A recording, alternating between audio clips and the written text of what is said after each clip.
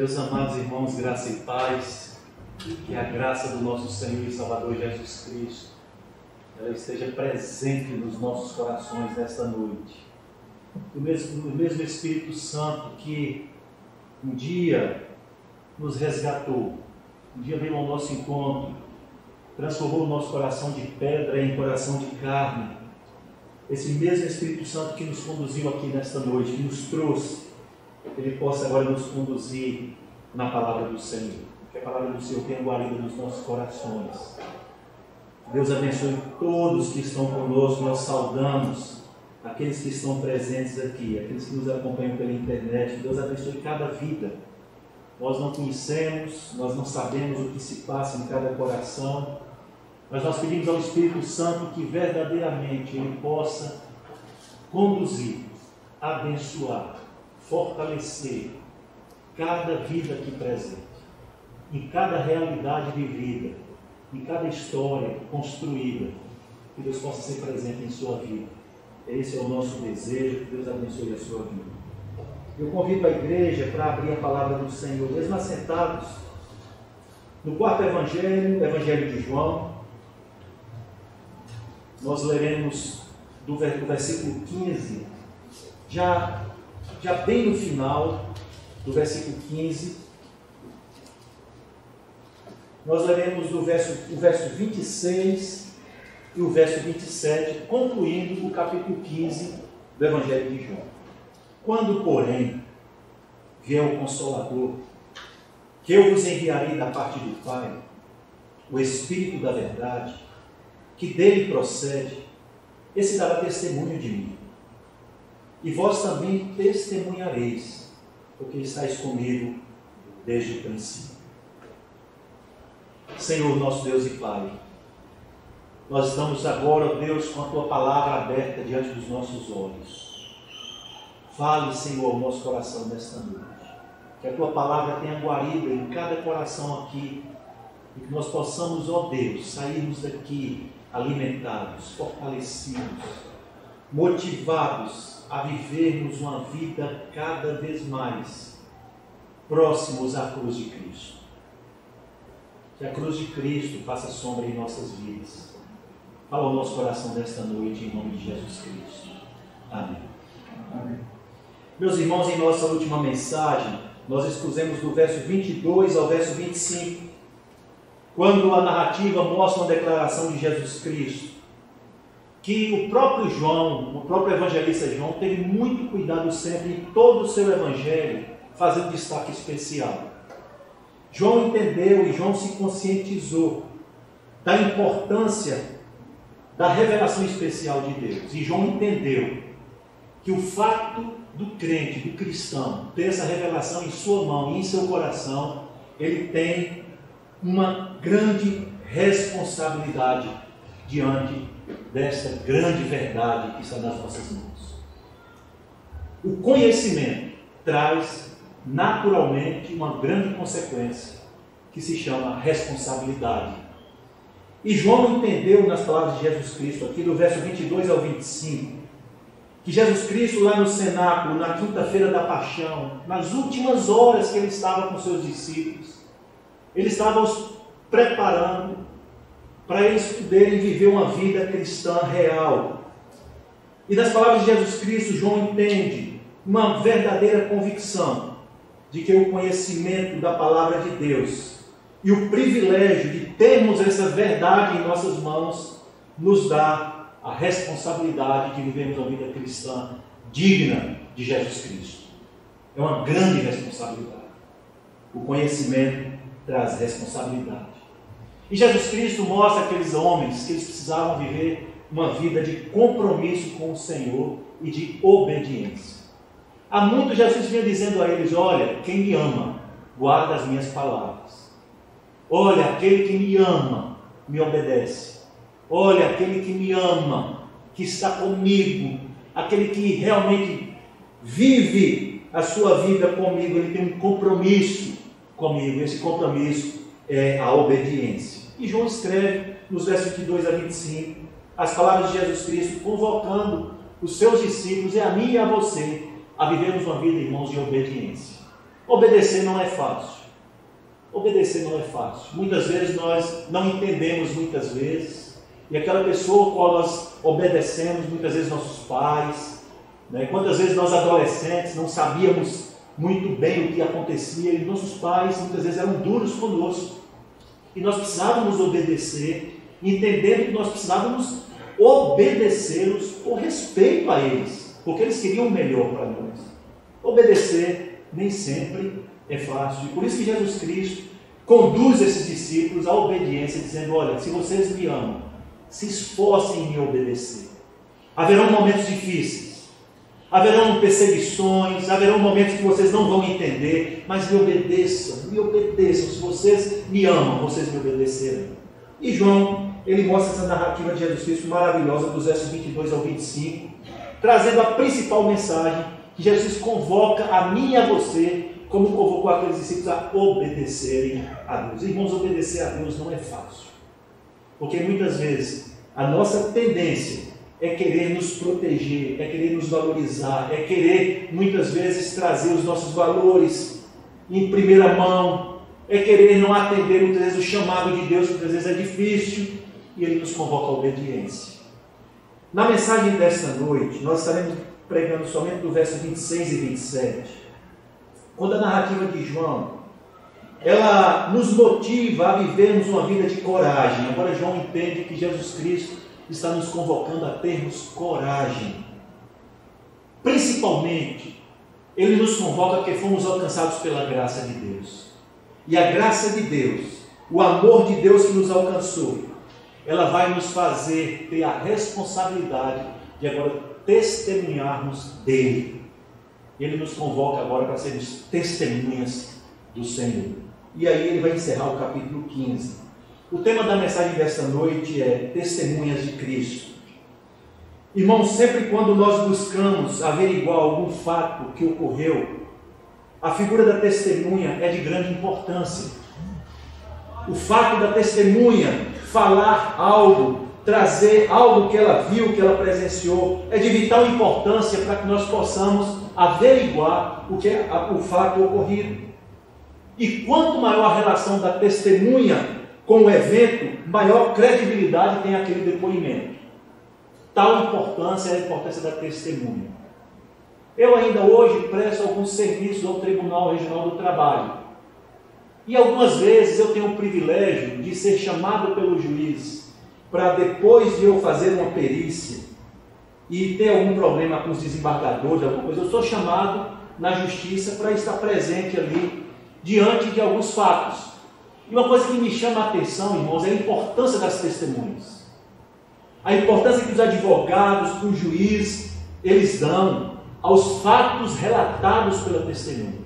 E quanto maior a relação da testemunha com o réu ou com o fato ocorrido, maior credibilidade tem o seu testemunho.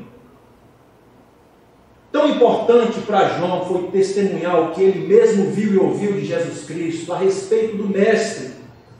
A narrativa busca enfatizar, irmãos, a plena certeza que ele tinha da importância da convicção dos fatos, destacando a afirmação de Jesus Cristo aqui, quando ele nos convoca a uma vida de veracidade e de coragem.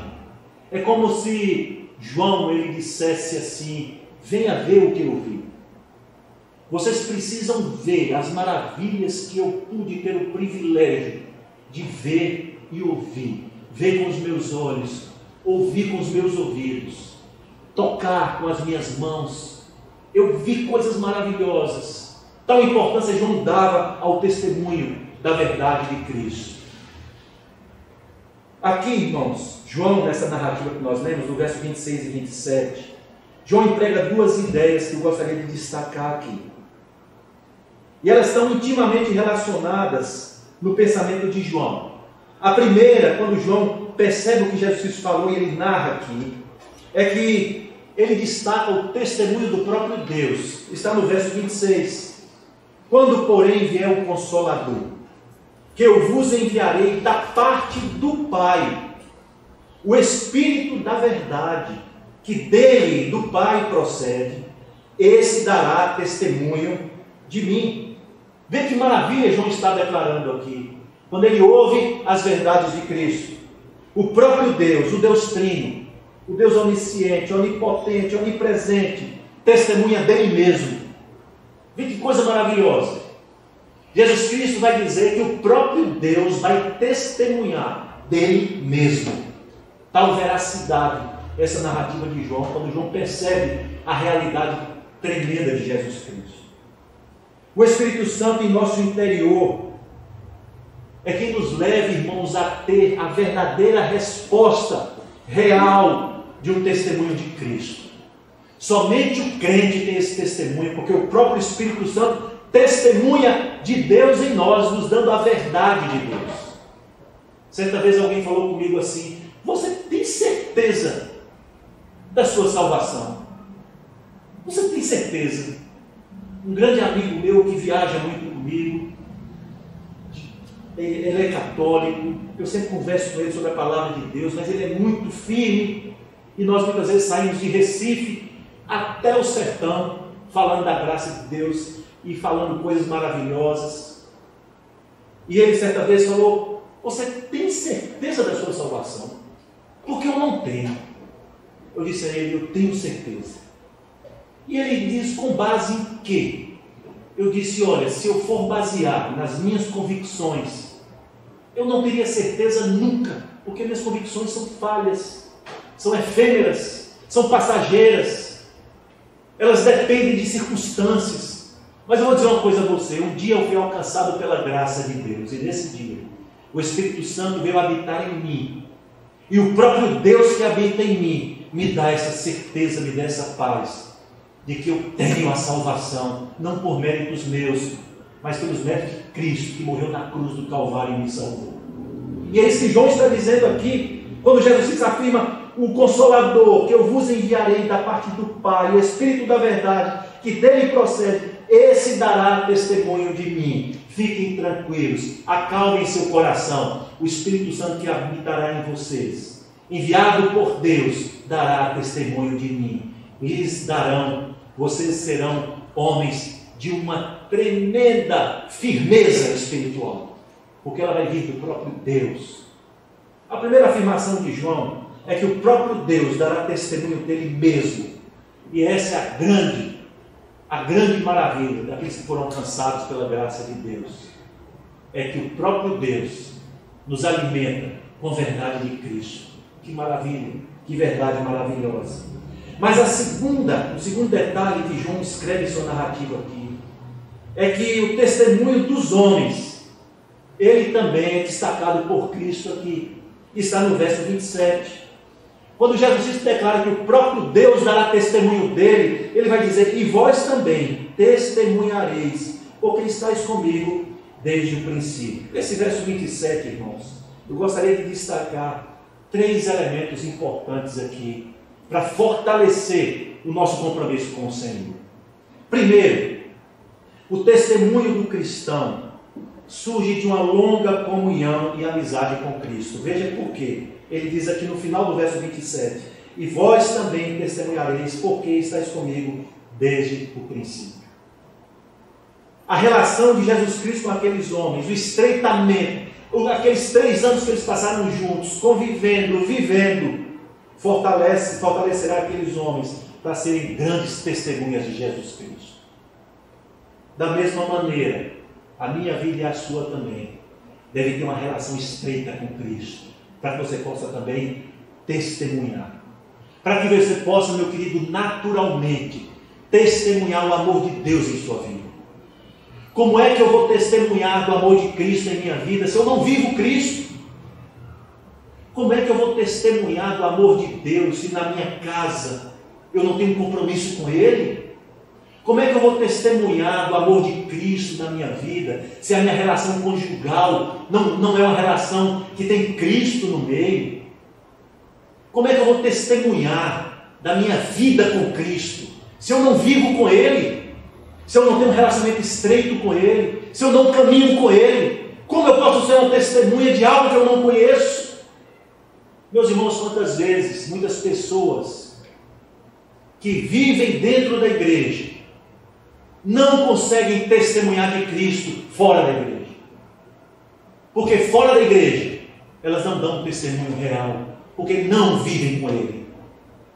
Não conseguem testemunhar, porque não têm um compromisso, um relacionamento estreito com Ele. E é isso que Deus está dizendo àqueles homens: vocês testemunharão de mim, porque estáis comigo, me conhecem, vocês vivem comigo, vocês estão comigo há tanto tempo, desde o princípio do meu ministério, vocês estão comigo. Ah, meus irmãos, Jesus te convida nessa noite para estar com Ele.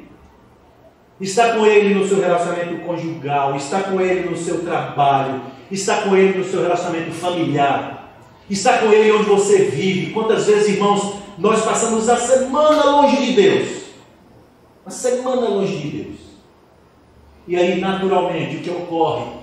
Nós terminamos testemunhando muito mais de nós mesmos do que do próprio Deus, do próprio Cristo. O primeiro elemento que Jesus Cristo fala aqui, que João narra, é que para um crente testemunhar de Cristo, ele tem que viver Cristo. Ele tem que viver Cristo. Acordar de manhã e orar ao Senhor. Estar com Cristo todo o tempo. Certa vez eu fui fazer um trabalho no interior, faz tempo, faz muitos anos. E aí, era numa empresa bem no mato, que eles pegavam pedras preciosas. Eram diamantes, uma empresa lá no interior de Minas Gerais. E para isso eu tive que andar um trecho até a cavalo, porque o carro não chegou. E essa empresa, eles extraíam diamante de uma área muito remota, E aí, estávamos isolados durante um bom tempo e precisamos almoçar. Eu fui almoçar com aqueles engenheiros. E sentamos, éramos 5 engenheiros, sentamos, eu fui prestar um serviço. E quando o almoço chegou na minha mesa, na minha frente, eu curvei minha cabeça e agradeci ao Senhor aquele alimento. Aí um deles disse para mim: você é crente? Eu disse: graças a Deus, fui alcançado pela graça de Deus.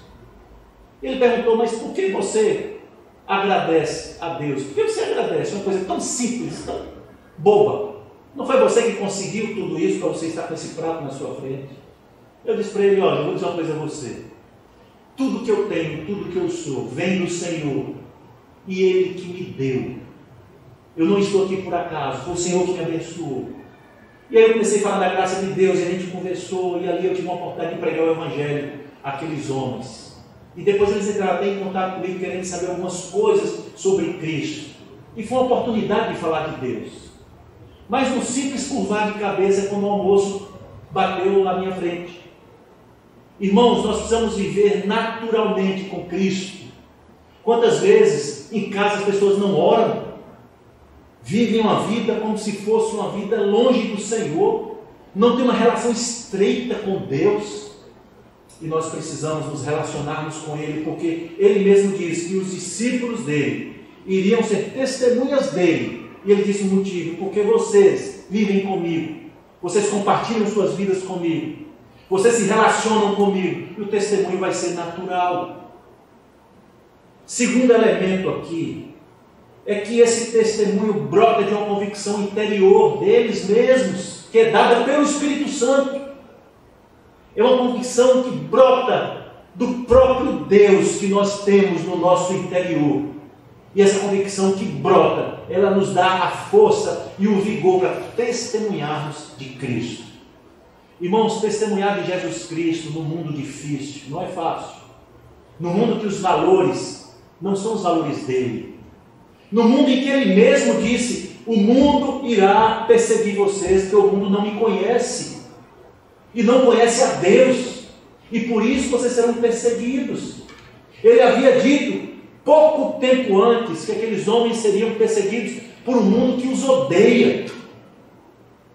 Não é fácil nós sermos testemunhas de Cristo no mundo que odeia Cristo. Porque, consequentemente, nós seremos odiados também.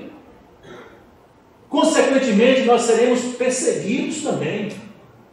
Consequentemente, o mundo não estará do nosso lado. E para isso nós teremos que ter fé. Nós devemos que ter uma convicção interior, dada por Deus, manifestada por Deus. E assim, irmãos, seremos verdadeiras testemunhas de Cristo, onde nós estivermos.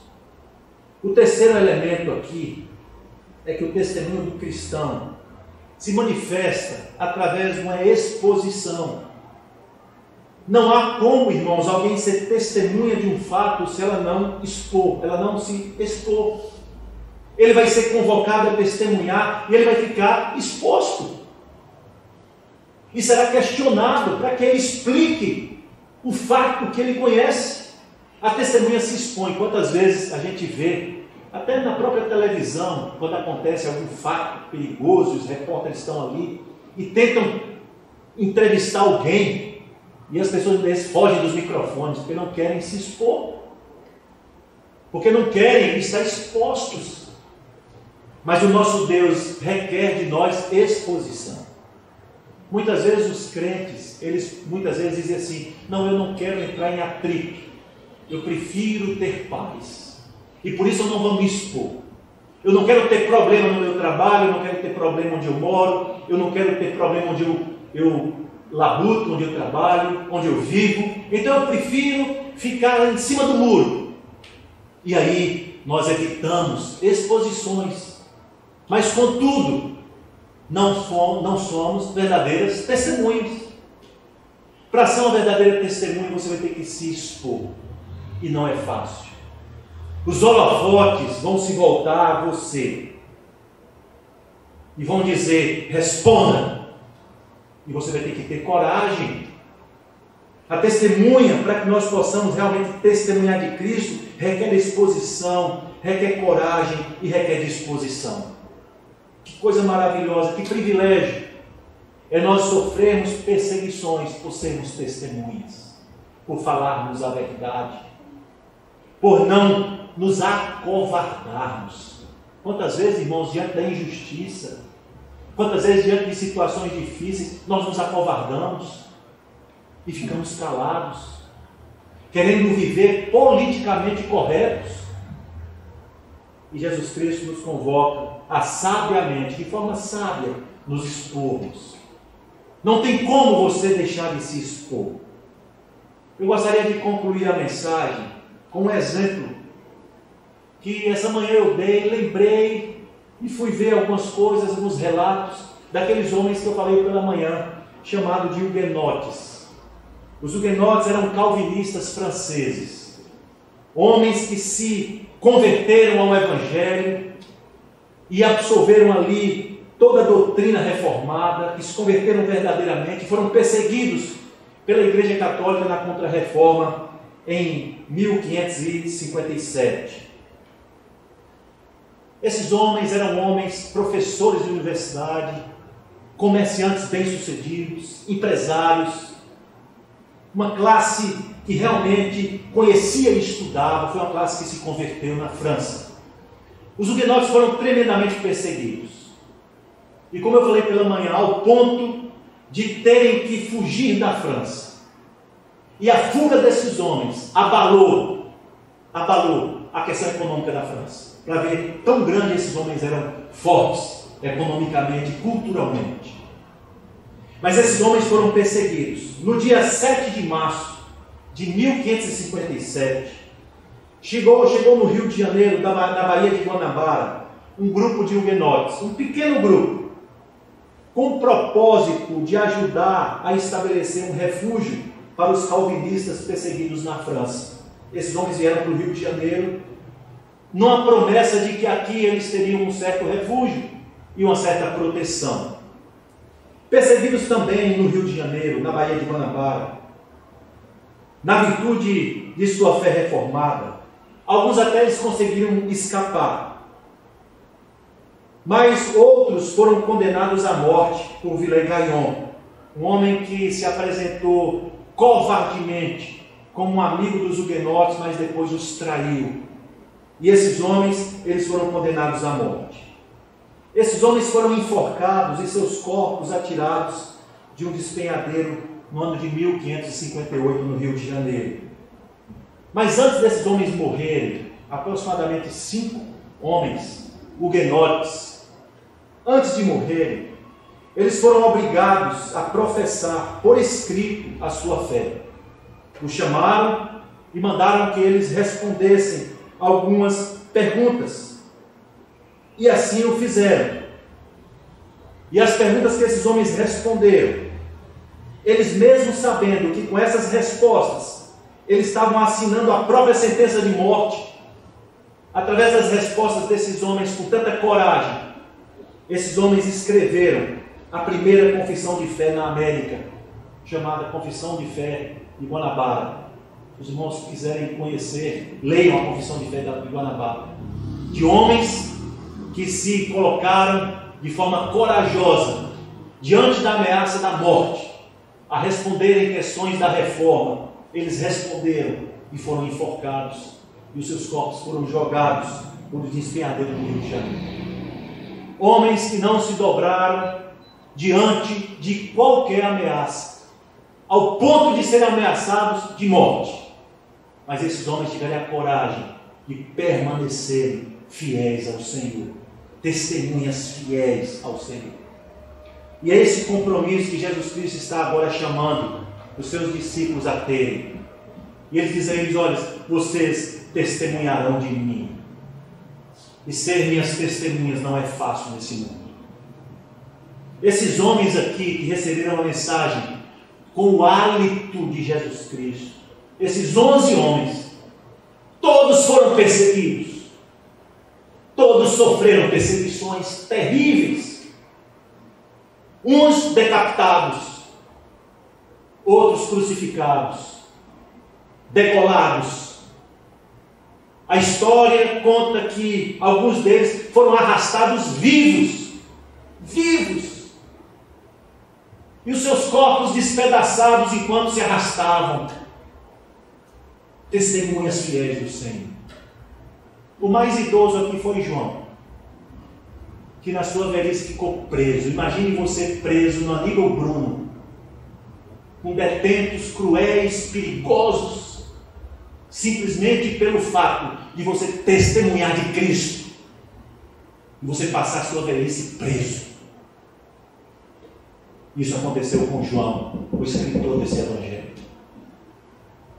Meus irmãos, Jesus Cristo nos convoca a sermos testemunhas dele, testemunharmos dele, diante de qualquer ameaça, diante de qualquer dificuldade, diante de qualquer problema, você testemunhar de Cristo. Mas para testemunhar dele, a própria narrativa vai nos dar algumas importantes informações.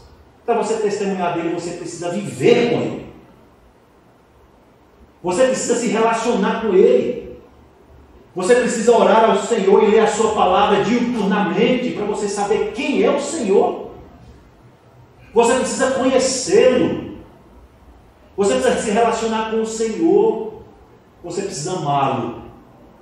Você precisa adorá-lo. E você precisa testemunhar dele. Oremos ao Senhor. Senhor, nosso Deus e Pai, nós estamos diante da Tua palavra viva e eficaz, que nos convoca a vivermos uma vida real de cristãos autênticos, fiéis, corajosos e não covardes.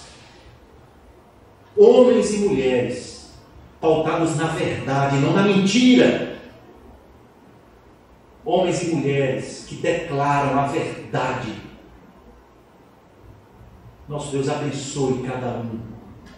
Que nós possamos verdadeiramente vivermos conforme o Senhor nos convoca, sermos verdadeiros cristãos. Abençoe, ó Deus, todos que estão aqui. Tenha misericórdia de cada vida.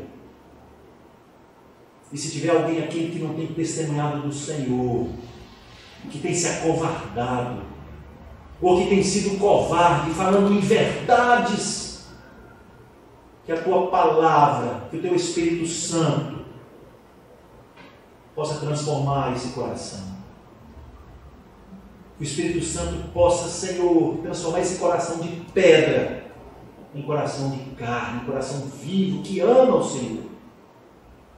Nós possamos, ó Deus, estarmos motivados a Te servir, a conhecer mais de Ti, cada vez mais, para termos cada dia um compromisso maior com o Senhor e nos colocarmos diante de um mundo cruel, de valores distorcidos, mentirosos, O mundo que vive pautado na mentira, na desordem, na discórdia. Que eles possam ser impactados por homens e mulheres corajosos, como foram esses 5 huguenotes na Baía de Guanabara, que mesmo diante da ameaça de morte, confessaram a sua fé. Abençoe as nossas vidas, em nome de Jesus Cristo. Amém. Amém. Irmãos, vamos ficar de pé para recebermos a bênção apostólica. Receber a bênção. Que a graça do nosso Senhor e Salvador Jesus Cristo, o amor de Deus, o Eterno Pai, as doces e benditas consolações do Espírito Santo estejam sobre vós e convosco permaneçam pelos séculos dos séculos. Amém.